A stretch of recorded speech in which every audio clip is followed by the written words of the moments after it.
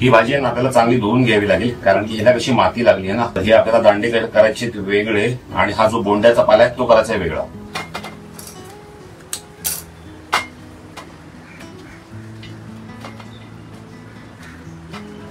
एवढी आहे शेवळी. साफ करण्यासाठी आहे ना हे जे वरचं साल असं ना हे आपल्याला असं साईडला करायचंय.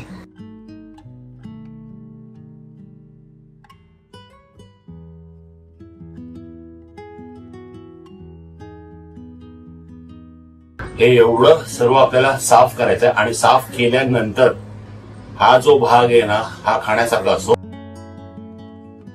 भाजी सोलल्यानंतर ही भाजी बघा अशी दिसते. तर आता कटिंग करताना आपल्याला काय करायचं माहिती काय, खाज येऊ नये म्हणून आपल्याला हा जो पिवळा भाग आहे ना हा कट करून टाकायचा. हा आपल्याला घ्यायचा नाहीये, तर हा असा पिवळा भाग आहे आपल्याला घ्यायचा नाहीये. ही भाजी कटिंग कशी करतो तर आपण ही जशी भेंडी कट करतो तशी ही भाजी आपल्याला अशी बारीक बारीक कट करून घ्यायची.